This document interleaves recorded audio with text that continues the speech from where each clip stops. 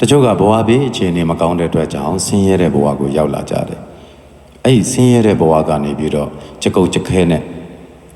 ဒီဆင်းရဲမှုတန်ကနေလွန်မြောက်အောင်ကြိုးစားသွားတဲ့သူတွေရှိတယ်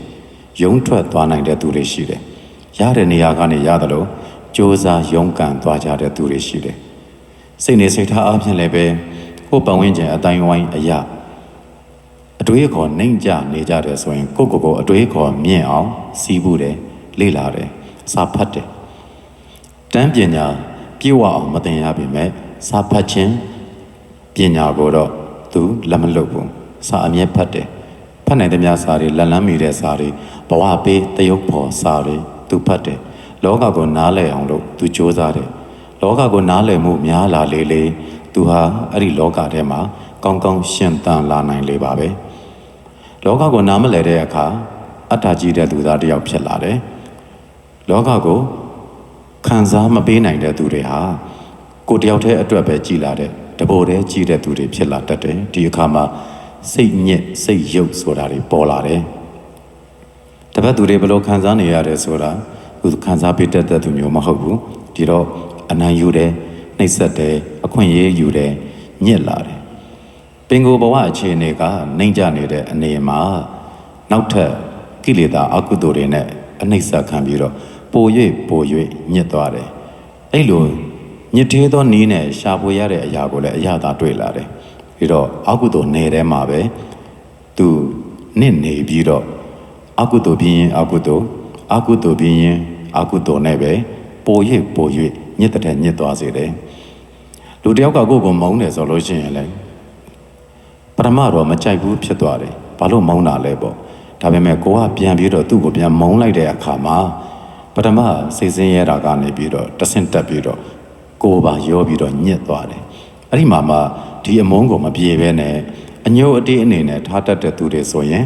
ကိုယ်စိတ်ကိုမပြေနိုင်တဲ့အတွက်ကြောင့်တနေ့ပြီးရင်တနေ့ပို့ပြီးတော့မုန်းတယ်တနေ့ပြီးရင်တနေ့ပို့ပြီးတော့ညှိုးတယ်ဆိုတဲ့အရာတွေနဲ့သူဘာလို့အကောင်းမမြင်တော့ဘူးသူဘာပြောအကောင်းမမြင်တော့ဘူးအကုသိုလ်တွေကိုလာ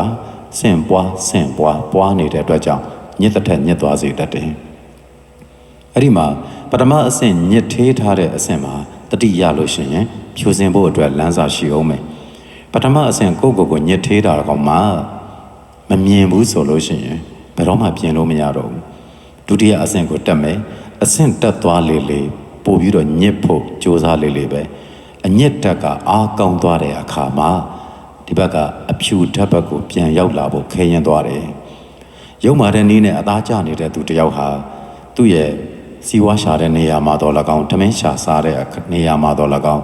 ရုံမာသောနည်းကိုပဲသုံးကျင်လာတယ်တန်ရှင်းတဲ့နည်းကိုမသုံးကျင်တော့ဘူးအဲ့တော့မကောင်းမှုဒုစရိုက်ဆိုတာအစမပြုတာအကောင်းဆုံးပဲကိုဘဝကိုဖြူစင်တန်ရှင်းစွာရက်တည်နိုင်ဖို့ကြိုးစားဖို့လိုတယ်ပင်ကိုအနေထားနှိမ့်ကြနေရင်တောင်မှ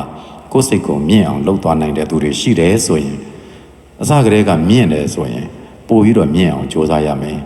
လူလည်းမြင့်တယ်စိတ်နေစိတ်ထားလည်းမြင့်တယ်ပညာလည်းမြင့်တယ်စီးပွားလည်းမြင့်တယ်စိတ်နေစိတ်ထားလည်းမြင့်တယ်ဆိုတာမျိုးကမှကောင်းတာလူကလည်းဖြူစင်တယ်စိတ်နေစိတ်ထားကလည်းဖြူစင်တယ်အလုပ်အကိုင်ကလည်းဖြူစင်တယ်အပြောဆိုကလည်းဖြူစင်တယ်ဒီလိုမျိုးဖြစ်အောင်ကြိုးစားရမှာဖရာတပည့်ဆိုတာဖြူစင်မှုစီကိုသွားတာညစ်သေးတဲ့စီကိုသွားတာမဟုတ်ဘူးအဲ့တော့ညစ်သေးစေသောအကုသိုလ်အလုပ်တွေကိုအစမ်းတောင်မလုံးမိစေပါနဲ့အဲ့ဒီအညစ်တွေဟာတစ်ခါကျူးလွန်ပြီးသွားရင်ထပ်ခါကျူးလွန်စေတယ်လူတွေရဲ့စိတ်ဟာမကောင်းမှုမှမွေးလျော်တယ်ဆိုတဲ့အတိုင်းပဲအဲ့ဒီမကောင်းသောနည်းယုံမာသောနည်းနဲ့ထမင်းရှာစားရတဲ့အရာတွေကိုအသားကျသွားရင်မေတ္တာတွေကရုဏာတွေပါအကုန်လုံးပျက်စီးသွားတာဖြစ်တဲ့အတွက်မိမိသူတစ်ပါးအကျိုးရုပ်ပြီးအပေစားတွေဖြစ်သွားတတ်တယ်တတိထားဖို့ပြောလို့ရင်သာဖြစ်တယ်ဘယ်တော့မှမိမိကိုညစ်မသွားပါစေနဲ့ဖြူစင်အောင်သာကြိုးစားပါအားလုံးအေးချမ်းပျော်ရွှင်ကြပါစေ